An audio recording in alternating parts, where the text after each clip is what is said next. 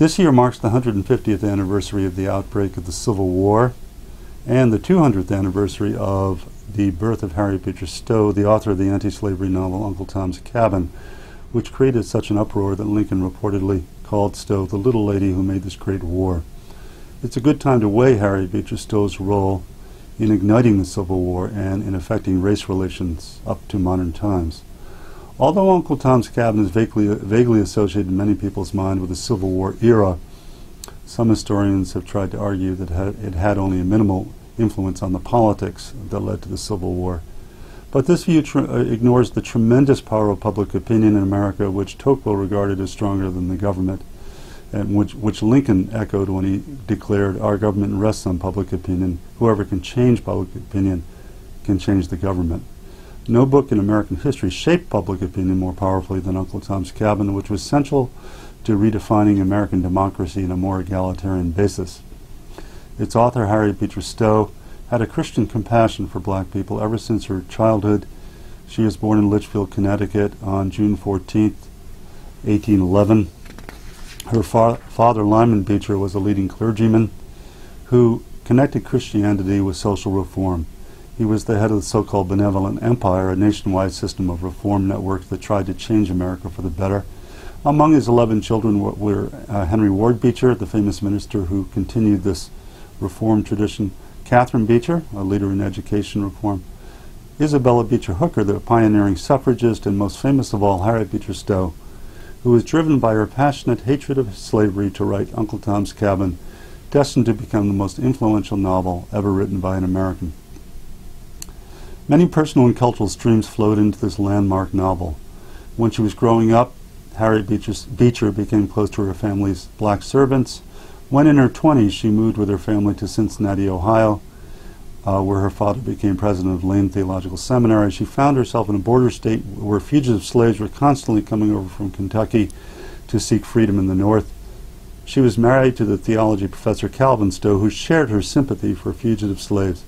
Together they became involved in the Underground Railroad, and once they helped send a fugitive slave woman to Canada with the aid of friendly Northerners who became characters in Uncle Tom's Cabin.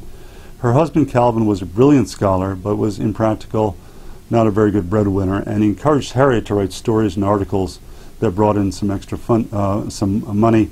They had a growing family that came to include 5 children. One of their children died, Charlie, he died young of cholera, but Harriet Beecher Stowe was a very, very busy housewife and mother, a diminutive, dreamy-eyed woman faced with the challenge of motherhood, and she had various obscure illnesses that were worsened by her chronic hypochondria. But her writing skills enabled her to churn out magazine tales and articles, each of which brought in small sums, $40 or so, which helped put bread on the table. In these early writings, we see where Uncle Tom's Cabin came from. 3 of her early tales expressed her opposition to slavery, and besides writing against slavery, she witnessed it once when she and a friend traveled to nearby Kentucky and visited a plantation. She sat there silently. This was her only direct exposure to slavery, but she absorbed many scenes that came into the novel.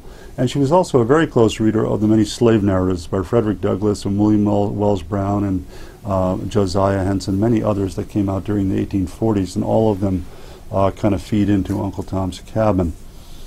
But that novel would not have been half as or nearly as successful as it was if she wasn't also aware of many other popular kinds of literature of her time that can be roughly divided into the sensational and the sentimental. Sensational writings were adventurous, exciting works that often featured criminals, pirates, or other social outcasts involved in nefarious deeds, sometimes that were bloody or even sexually transgressive. Stowe wrote about this sensational popular literature in articles and letters.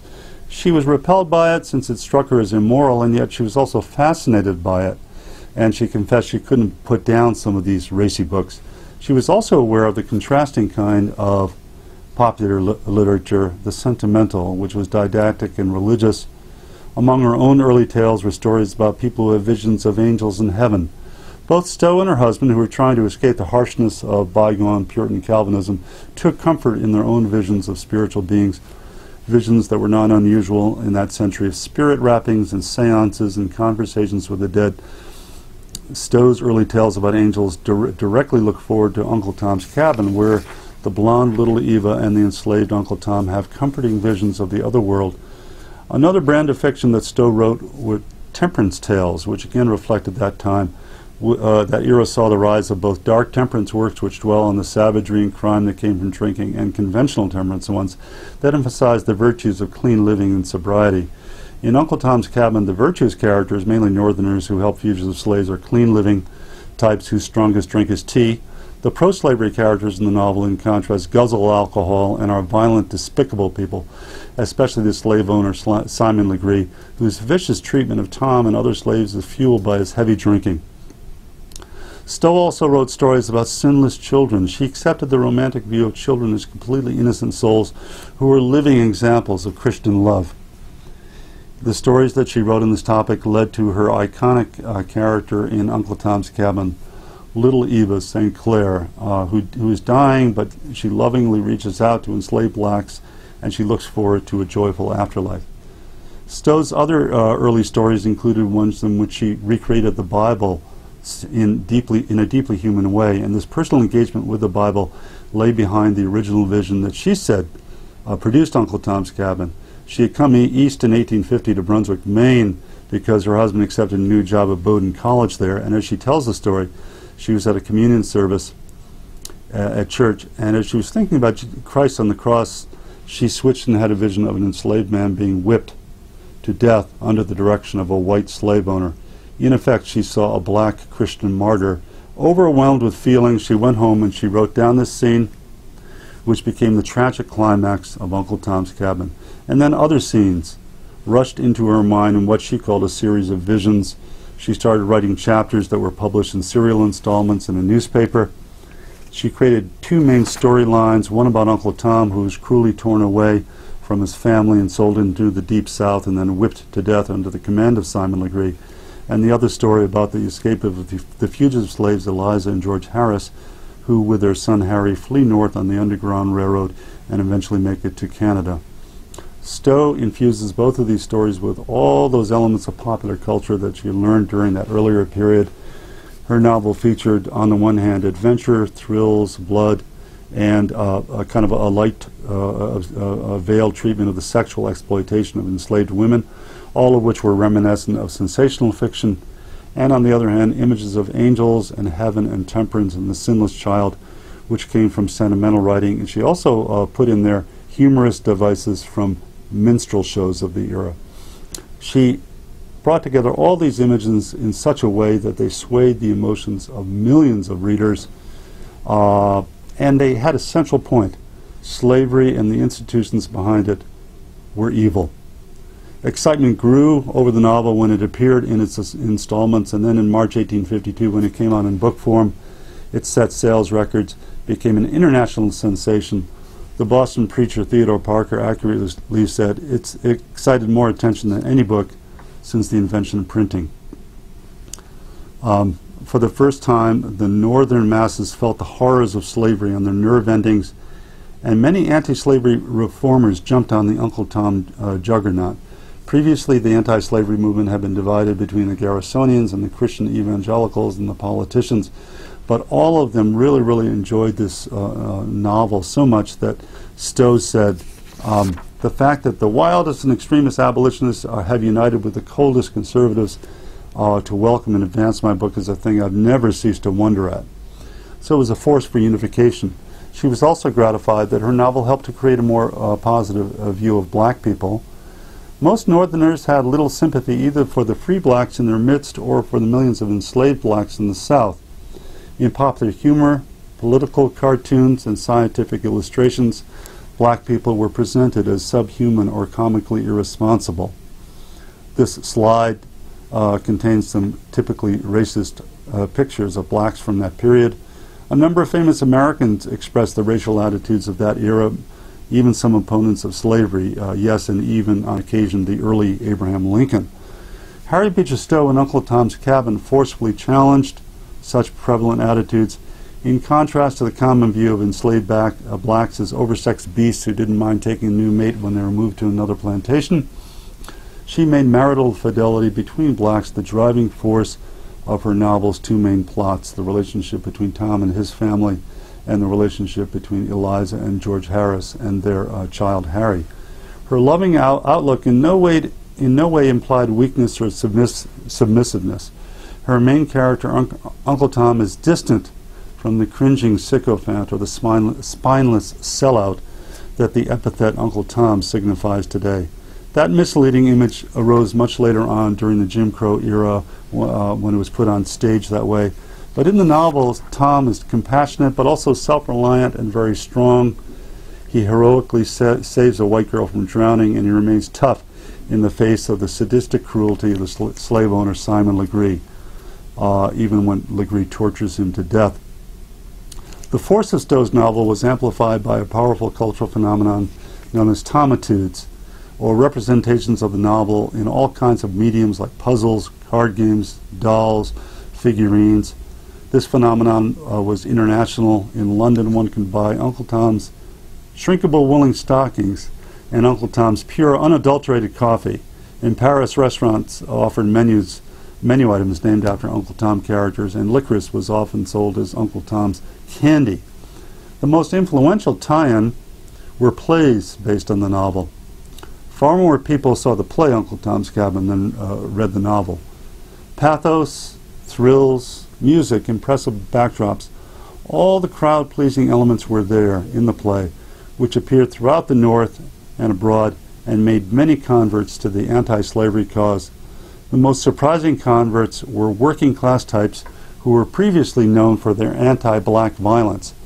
It was unprecedented in that day to see white working-class people cheering for fugitive slaves, hissing at a cruel slave owner, and weeping over the death of an enslaved black man. This reversal in working-class attitudes was noticed by many people, including the educator Nassau Williams Sr., who noted that many workers who would help recapture fugitive slaves in the early 1850s did an about-face by the middle of the decade. Before Stowe's novel, Sr. noted, the Fugitive Slave Law of 1850, which imposed a fine and jail sentence on Northerners who assisted runaway slaves, was actually accepted by most working people in the North because of widespread racial prejudice. Sr. wrote, "The lower classes then in New York and Boston enjoyed the excitement of a Negro hunt as much as British rustics enjoy following a fox hunt. But then came Uncle Tom's Cabin, and for the white workers, Uncle Tom plays were even more powerful than the novel." Sr. noted that night after night, audiences applauded scenes that had a strong anti-slavery message, and so, when in 1854 the runaway slave Anthony Burns was seized in Boston in order to be returned to the South under the Fugitive Slave Law, outrage swept the city. As the federal troops escorted Burns to the ship that was to carry him to the South, thousands of working-class people, about 60,000, lined the streets and shouted, "Kidnapper, slave catcher, shame, shame." Sr. wrote, "The attempt to recapture runaway slaves will not be repeated. As far as the northern states are concerned, Uncle Tom's Cabin has repealed the Fugitive Slave Law." The novel also had a key role in the political reshuffling that lay behind the rise of the anti-slavery Republican Party, which then nurtured Abraham Lincoln. Uncle Tom's Cabin appeared at a moment when the Whig Party was crumbling as a result of divisions over slavery, and as the novel's stature grew, it gave strong impetus to anti-slavery politics. Stowe reached out to a number of leading politicians, including William H. Seward, Charles Sumner, and Salmon Chase. Her efforts paid off. On the eve of John Fremont's strong run for the presidency on the Republican ticket of 1856, a journalist noted the growing shift among voters to the anti-slavery side, and he attributed the shift to Stowe's novel. He wrote, "Much anti-slavery truth heretofore discarded by people as fanatical is now received and read by all. Uncle Tom's Cabin is thundering along on the pathway of reform, is doing a magnificent work on the public mind." The novel was often mentioned in political speeches, as on the House floor by Joshua Giddings, who declared, "A lady with her pen has done more for the cause of freedom during the last year than any savant statesman or politician of the land."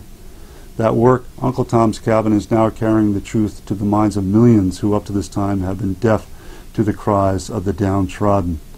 The one place that resisted the Uncle Tom mania was the American South. Most southern states banned the novel, and some criminalized it. A black man was seen with it, and he was jailed for 10 years. And I'm showing a political cartoon that shows the hellish chaos that the South believed Uncle Tom's Cabin had unleashed. On the left, near a cave-marked underground railway, Stowe, surrounded by devils, holds a book entitled Uncle Tom's Cabin, I Love the Blacks. This is all seen from the southern perspective. On the right, Stowe is portrayed riding in a parade of demons. In the distance, monsters hurl copies of Uncle Tom's Cabin into a bonfire. Stowe's novel not only provoked this kind of outrage, but also generated a huge body of pro-slavery literature in the South. Previously, lengthy defenses of slavery were thought unnecessary because Washington and Jefferson had owned slaves, and so had most Supreme Court justices. But the situation changed completely after Uncle Tom's Cabin, which saw an upsurge of pro-slavery literature, including 30 novels directly aimed at answering Uncle Tom's Cabin. And all of these works presented slavery as a wonderful institution that gave shelter and food and religious instruction to ignorant barbarians brought over from Africa. They also argued that the South's enslaved blacks were far better off than either poor whites or free blacks in the North. Even as the South was whipping itself into a pro-slavery frenzy, Harriet Beecher Stowe optimistically hoped that people would be melted by Uncle Tom's Cabin and have a change of heart, but she soon learned that wasn't going to happen. The Kansas-Nebraska Act, the defeat of Fremont in 1856, and the fraudulent pro-slavery elections in Kansas darkened her view. Her next anti-slavery novel, Dread, was a much more bitter novel than Uncle Tom's Cabin. Its hero is a militant fugitive slave hiding out in the southern swamps who predicts a judgment day for slaveholders. And so the creator of The Gentle Uncle Tom was now thinking of violence as a solution of the slavery problem, which is why she turned to John Brown. She admired him at the end of the decade. He had killed people, pro-slavery people in Kansas, and then led a bold but doomed raid on Harper's Ferry, Virginia in 1859, after which he was captured and then imprisoned and hanged. And people like Emerson and Thoreau, who were former pacifists, compared him at the time to Jesus Christ, and even the leaders of the American Revolution. And Harriet Beecher Stowe called John Brown a brave, good man who has done more than any other man for the honor of the American name. One observer of the time declared that Stowe had spread the flammable anti-slavery material far and wide, and John Brown lit it with the torch of violence. There's some substance to this claim. No other cultural figures polarized the nation to the degree that Stowe and Brown did. And small wonder that as the Union troops marched south during the Civil War, they sang the rhythmic words, John Brown's body lies moldering in the grave, but his soul is marching on. And it's understandable, too, that after the war, the author Oliver Wendell Holmes wrote a poem describing the ghosts of Uncle Tom and John Brown having marched through the war everywhere, spreading their influence. Holmes was paying tribute to the power of Stowe's heart-rending novel and Brown's actions, which taken together did more than anything else to fuel the passions behind the war that ended the most egregious injustice in American history. Both Stowe and Brown continued to be presences in American culture right up to modern times. Brown remained a hero to the North for a while after the war, but then with the collapse of Reconstruction and during the period of Jim Crow, he began to be seen as a mad fanatic. Only since the 1960s, with the rise of civil rights, has his reputation been improving. As for Stowe, Uncle Tom's Cabin became a central part of popular culture, particularly important in discussions of race.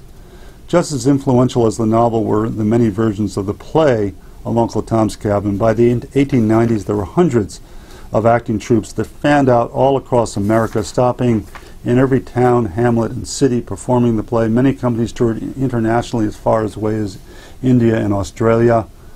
Of course, it makes it into The King and I, where it appears as a skit in Siam for the Emperor, the King of Siam. It literally went kind of everywhere. Many versions of this play changed Stowe's hero, Uncle Tom, into a kind of passive, obsequious old man lacking the virile, muscular quality of Stowe's original character. And you can see the change in these posters I'm showing of Tom as a bald old man in these plays. This is why, to this day, the term Uncle Tom is used to describe a weak-kneed person who kowtows to whites. But still, in all its versions, the play didn't abandon Stowe's central point about the cruelty of slavery. For this reason, the Uncle Tom plays were anathema in the South. In 1906, Kentucky and other states began passing what were called Uncle Tom laws, which banned the performance of the play because it was seen as racially inflammatory. When the Virginia author Thomas Dixon saw an Uncle Tom play, he was so outraged that he launched an all-out war against the novel, which he considered a hateful work that had brought about a racial reversal in America by helping liberate millions of brutish blacks who, after the Civil War, supposedly preyed on white women.